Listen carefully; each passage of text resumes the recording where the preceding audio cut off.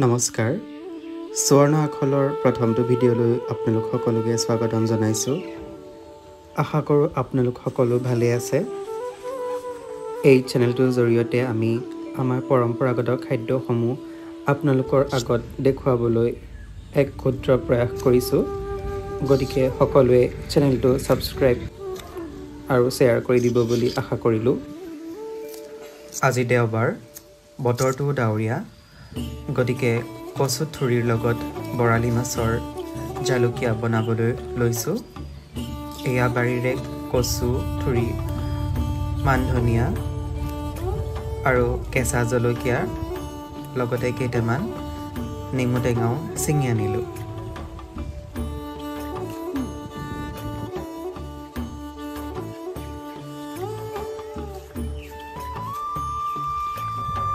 প্ৰথমে কচুখিনি এনেকৈ টুকুৰা টুকুৰকৈ কাটি ল'ব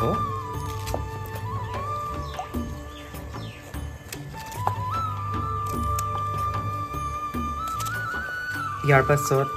কচুখিনি ভালদৰে 2-3 বাৰ ধুই ল'ব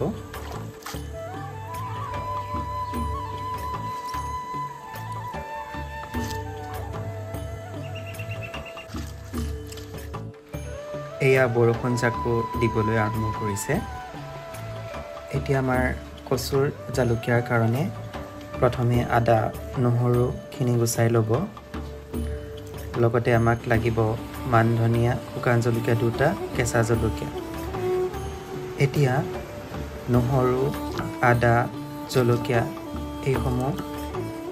পিচি ল'ব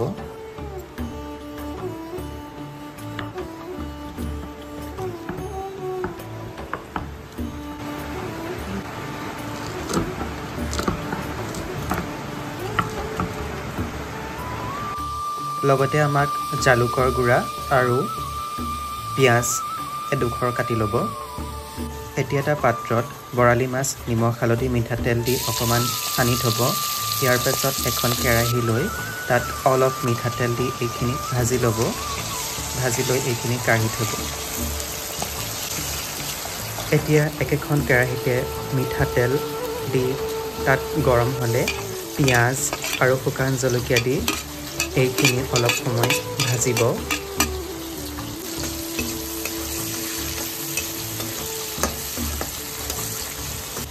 ইয়াৰ পাছত আদা নহৰু জলকীয়া পিচাখিনি তাত দি ভালদৰে অলপ সময় ভাজিব ইয়াৰ পাছত কেঁচা জলকীয়া দুটা ইয়াত দি দিব ইয়াৰ পাছত অলপ সময় ভাজিব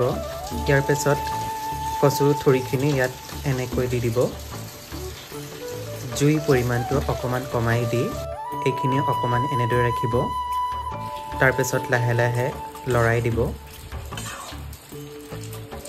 এতিয়া সোৱাদ অনুসৰি নিমখ হালধি জালুকৰ গুড়ি 1.5 চামুচ আৰু লগতে মান ধনিয়া দি এইখিনি ভালদৰে লৰাই দি ঢাকনেৰে ঢাকি দিব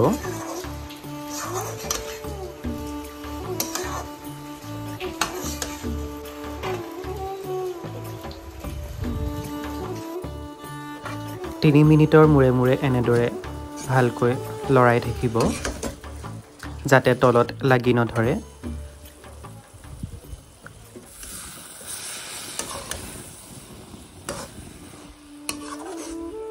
এতিয়া ইয়াত কেইটুকুৰামান বইল কৰা আলু দি দিব আলু দিলে আঞ্জাখনৰ সোৱাদ আৰু হৈ পৰে এইখিনি দি ভালদৰে লৰাই দিব ইয়াৰ পাছত মাছ কেইটুকুৰা তাত দি দিব দি লৈ ভালদৰে লৰাই দি সেইখিনি ঢাকনেৰে ঢাকি থ'ব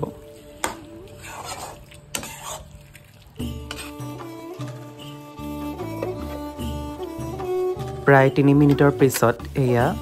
আঞ্জাখনত আধা গিলাচ পানী সংযোগ কৰিব এতিয়া সেইখিনি ভালদৰে লৰাই দি পুনৰ ঢাকন দি ঢাকি থৈ দিব আৰু গেছৰ পৰিমাণটো কমকৈ দি থ'ব এতিয়া আকৌ 3 মিনিটৰ পিছত এইখিনি ভালকৈ লৰাই দি হেতাখনেৰে আলু আৰু মাছ কেইটুকুৰা ভালকৈ ভাঙি দিব। তেতিয়াহে কচুৰ এই আঞ্জাখন অধিক সোৱাদ লগা হৈ পৰে। এতিয়া এইখিনি গৰমে গৰমে ভাতৰ লগত পৰিৱেশন কৰিব পাৰে। যদি ভিডিঅ'টো চাই ভাল পায়, লাইক, কমেণ্ট আৰু শ্বেয়াৰ কৰি দিব। লগতে আমাৰ চেনেলটো ছাবস্ক্ৰাইব কৰি দিব। ধন্যবাদ।